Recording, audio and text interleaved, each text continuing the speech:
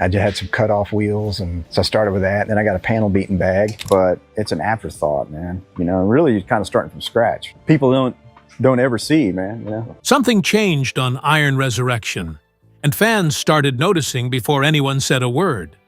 For years, Iron Resurrection followed Joe Martin and his team, turning wrecked vehicles into standout builds. But behind the scenes, familiar faces began disappearing without explanation, raising questions about what was really going on. So what caused the shift on Iron Resurrection? And is the show heading toward an unexpected end? Join us as we uncover what's happening behind Iron Resurrection. The show that built a loyal fan base. Talking about reality television shows, it doesn't get any more real than Iron Resurrection. The world of custom cars has always been about passion as much as talent, and the Martin family had more than enough of those. But just before Iron Resurrection became the dream show of every gearhead, Joe Martin had been in the business of customizing cars, motorcycles, and even boats for well over 2 decades, building a clientele that trusts in his work as a professional and in him as a person. But what exactly fueled his decision to make that leap into reality television? Think about it. While he might have been coming in hot, he was coming into a dastardly competitive market, not just in business, but on television. He was in direct competition with Fast and Loud, wheeler dealers, and counting cars, all of whom had serious deals with some of the biggest channels at the time. However, Joe wasn't coming in alone. He had faith and a host of talented workers like his wife, Amanda Martin, Javier Shorty Ponce, Mike Zabonik, and Pampa Smith, who were coming to television with him. So in 2016, he bagged a deal with the Velocity Channel, which was rebranded into the Motor Trend Network, to start his own show, Iron Resurrection. And that's how he got his first shot at fame. In the very first week, the show was superbly received by every gearhead who tuned in. For most people, it was a breath of fresh air in the automotive niche. No performative nonsense, no Hollywood stardust for the plot. Just people working their nails off to show the world that wrecked cars can be restored and made into hot rod asphalt beasts. Everyone had their roles cut out for them. Amanda wasn't just filling the boss's wife role. She took care of the books, worked the budgets, handled the shop's daily operations, fixed schedules, and took care of client communication. While the boys got to work, the world watched in awe as the shop ran so fluidly, and there were seldom any complaints from the workers or customers. The show often showcased the entire building processes, the brainstorming to devise new designs, and the final prices of the cars after they had been resurrected. With this sense of finality, the show's ratings grew in leaps and bounds, competing with the very best automotive shows at the time. But amidst the team chemistry and rebuilt cars, something else was lurking. Something fans had suddenly begun to notice. How demanding will this be for the show? Disappearing faces. At first, fans thought nothing of it, but the absence of certain presences on the shows started to spur rumors. For years, the show had waxed stronger, episode after episode, and fans, especially the gearheads, just couldn't seem to ever get enough. Joe and Amanda retained their power couple figure on the set and kept fans interested. Although Joe was the face of the franchise, fans got accustomed to other popular figures, especially Shorty and Mike. Shorty had a sense of humor that either made you laugh or want to punch him in the face. He was the group's clown and was particularly good at toning down the tension when everyone else was riled up. But that wasn't his only strength. Shorty had an artistic mind that helped him see a design before anyone else. He had a knack for painting and creating designs that brought the wow factor out of the show.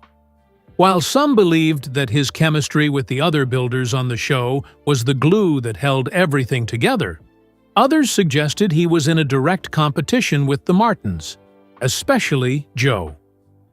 It wasn't long before fans began to notice a pattern on the show. Martin and Amanda often went out to do the deals, dominating the screens and the headlines with their negotiation tactics. Speaking of negotiation tactics, the couple often played it close to the vest and always had their game face on. They followed the same principle every time they were out on a hunt for some classic American muscle or a wrecked motorcycle they were trying to buy. They always carry cash in the trailer. It's the old, if you show them the money, no one can resist tactic. And it most likely worked wonders on their end. However, fans couldn't help but notice that some of the familiar faces that dominated their screens in seasons 1 and 2 were rarely in sight as often as they used to be. Consequently, the rumors swirled, and fans had questions, especially about Shorty. He was the 5-foot comic relief, hence every fan noticed his absence. While some speculated that he had been in a contractual disagreement with the Martins, others suggested that he wanted a way out of the franchise and was looking to pursue a career in automotive reality television on his own. But here are the perks of being on television for almost a decade. The Martins knew how to deal with rumors. They employed the same tactic as they had always done over the years: silence. Joe made no reports on Shorty's reduced screen time and just continued, like nothing was happening. But fans weren't having it. A bit of accountability was required, and somebody had to say something. But just as fans applied pressure, seeking truth at all costs, the facts came crawling into open space. Shorty's finally out. Being a popular member of the franchise came with its perks. Shorty had built a name for himself and somehow had fans who watched the show only for him. But why would any network want a man with such star power out of the show? The short answer is that no one wanted Shorty to leave. It made no sense for the creators of the show or the Martin family. But if the Martins weren't obviously forcing him out, why did he decide to leave? Shorty had always had a dream to own an auto shop where he was the boss and called all the shots, and that was not going to be a thing on Iron Resurrection. Martin's name was on the door, and his word counts the most. It was a given, and Shorty was smart enough to see that too. But when that thin line between ambition and passion blurred, a decision needed to be made, and Shorty decided that 3 seasons was enough of a hiatus from the world he really wanted to create for himself and the future that he wanted. So he took a step back from the spotlight. As expected, critics launched a PR attack, suspecting that the family played a part in Shorty's decision to leave the show. Some fans believed that he was just as talented as Joe, but the latter got all the credit. For years, speculations ran rife about Shorty's decision to leave, until the automotive company released a statement on the official website, claiming that the 60-year-old left the show because he wanted to focus on his private life. Shorty had just become a grandfather in 2019. He had been away from his family for a rather long time, spending most of his life in front of the cameras, rebuilding and customizing cars. But how long can he do that before he becomes a stranger in his own home?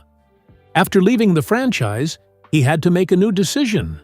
Being with the family was one thing, but how does he find a way to do what he loves as regularly as he used to? Shorty was a man with a plan, and 3 years after his departure from Iron Resurrection, he started his own reality show called Shorty's Dream Shop on the Motor Trend Network. Not only was he finally living his dreams of creating cars in his own image, but he was also going to be the shot caller on live television for the very first time. In his new shop, the experience was different. Often, he transformed classic wrecked cars into hot rods. His specialty was in painting and bodywork, turning people's automotive dreams into possibilities. But did Shorty really plan on having his own show from the outset? In an interview in 2020, Shorty claimed that he had truly just left to focus on his business in Dallas, and never really thought about having his own show. But when destiny meets preparation, sometimes things just happen. But this is bigger than just one person leaving. The vibe was different on the show. Could this be the beginning of the end? The ripple effect. Good old Shorty was out, but his legacy remained on the show, and that was a blessing and a curse. After a long hiatus, the show returned in 2020. It was a long-awaited comeback, and fans held their breath for the best, even better car makeovers they had seen in the past seasons. Although the rating remained as high as it ever was, with new cars coming into the shop and leaving almost brand new, something else was missing. Shorty was an important cog in the machine. And although his expertise could definitely be replaced in the automotive world, there was something else no one could give, and that was soul. The show thrived mainly on its automotive expertise, but the human connection that fans, who aren't necessarily gearheads, enjoyed on the show came from characters like Shorty. Although that kind of character wasn't especially easy to replace, Joe and Amanda tried to carry the show on their backs, as they had always done, showing the fans that their energy might just be enough to keep the show alive. And once again, the ratings soared. The new designs were jaw-dropping, and Amanda's negotiation tactic was still quite ruthless for anyone on the other end of it, but fun for fans who watched the ex-banker dazzle on live television. But as the episodes passed, social media erupted with questions about the energy on the show. To some, it felt forced. The banter was thin, and all the moments that made the show feel human felt like they had been replaced by something more mechanical. But did this downturn in the show's attraction come only from Shorty being replaced? Making changes during a show is not a new concept in Hollywood, fiction, or even reality shows. However, making wholesale changes to the characters on any show was simply asking for trouble. For context, aside from Shorty, the show used to have Jason Martin, Joe's brother, in and around the shop consistently, keeping the energy up and humanizing the show, while others showed off with technical talks about engines and how to fix a fender. Pompa, who brought a whole different vibe to the finishing stages of any fixed vehicle, and Mike Zebanek. These guys appeared to appear consistently every time the camera was turned on in the shop. However, since Shorty was fired, the old crew seldom made appearances on the show. Although the cameras had them in sight now and then, the familiar faces were gradually disappearing. And just like that, old fans believed that the show was on the cusp of losing its identity. The ripple effect of losing these old characters slowly forced the show into something different. Sources close to the situation believe that the franchise was starting to head in the direction of only gearheads, who cared about the mechanics of rebuilding the cars and shifting gradually away from the emotional edge it used to create. But with this new rebuild, what happens to the show? An uncertain road ahead. When Iron Resurrection became that show in 2016, especially due to its reception by fans, it proposed a sense of continuity. To some critics, the show was only ever going to end when Joe decided to call time on it. It was too good to be dropped by the Velocity channel and too family-centered to lose fans. But that wasn't the case anymore, was it? After Shorty left, Joe decided against an external replacement, instead rotating the crew members and trying to give Mike more screen time to somewhat keep the old band together. However, a source close to him suggested that he couldn't help but see the ship sinking and was unsure for the first time about how to captain it. The natural comic relief was gone, so he focused on bringing guests on the show. For context, he brought on Bama Brown consistently to the Texas shop, keeping the fans glued to another human factor that they could relate to, as they did with Shorty. However, Bama was not the most technically gifted gearhead, but for every bit of knowledge and technique he did not have on cars, boats, or motorbikes, he made up for it with humor, and was also particularly good at selling cars. So if he wasn't selling them a car, he was making them laugh. Bama's real genius came from his unpredictability and comedic timing. Hence, it wasn't too hard to see how he became a recurring motif on the show, especially since Shorty left. For a while, normalcy seemed to have returned. The vibe was good, and the energy was immaculate. But something else was lurking. While some fans seemed to have moved on and evolved with the new direction that the show seemed to be headed, nostalgia held the others back. The human factor was mostly back, but it wasn't from the usual human the show had introduced them to. For context, some fans found his personality rather eccentric, as he was never able to stop talking. However, there was one episode that finally caught the attention of everyone who saw the show. In one of the recent episodes, he was backstage with a cameraman and giving him hell for having a super expensive camera setup. To most fans, it was funny. To others, it was a "would Shorty have done that" situation. The question was obvious: will fans ever be able to move on? And suddenly, a show that was edging closer to certainty began to feel unsure. For the first time, it seemed yet again that the show was falling off, and the little patches here and there with the rotating cast ensemble and guest appearances would not be able to stop what was coming. Could the show finally be nearing its end? The last domino falls. While fans watched on with curiosity after Shorty left, and the old crew, including Shag, Pampa, and Mike, became a rotating ensemble, the show pushed on until 2024, releasing its 7th season.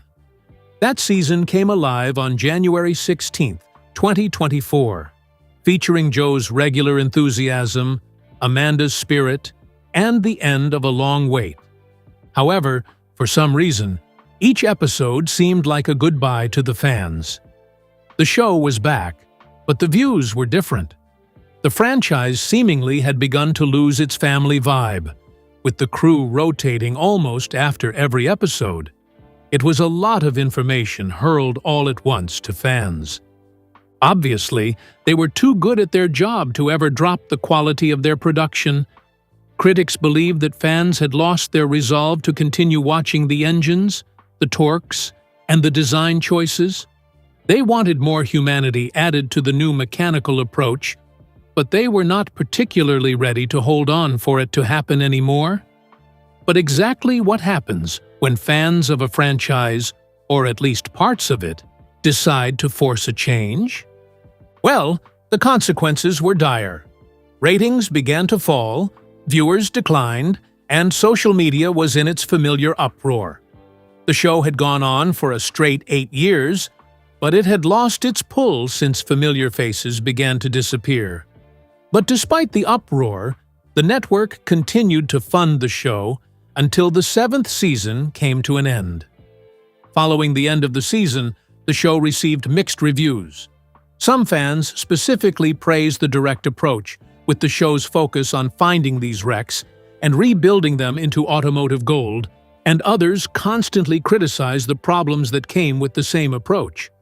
But since the show came to an end in March, after the Pampa's Harley Fat Boy Surprise Part 2 episode finale, questions were raised about a new season. The finale had seemingly brought a bit of the human touch that fans were accustomed to from the first and second seasons. But it might have been too late. Unlike the old days, when the Martin family often released statements or granted interviews about the next seasons and the surprises they might hold, this time, all the Martins gave was silence. However, it wasn't just them. Some sources report that interviewers and even podcasters had often tried to get a crew member with insider knowledge to speak on the possibility of a new season, but they got nothing back. Fans are in limbo, and neither the Martin family nor the channel has said anything about a renewal. While there has been no confirmation of a renewal or complete cancellation of the show, no new episodes or seasons have been released. Could there be a surprise renewal going on behind the scenes? Should a new season ever be released? Which way do you think the producers lean? The highly mechanical approach, or a return to the human factor the franchise started with? Share your thoughts with us in the comments section. Remember to like, share, and subscribe for more. Also, click the next video showing on your screen. You will enjoy it.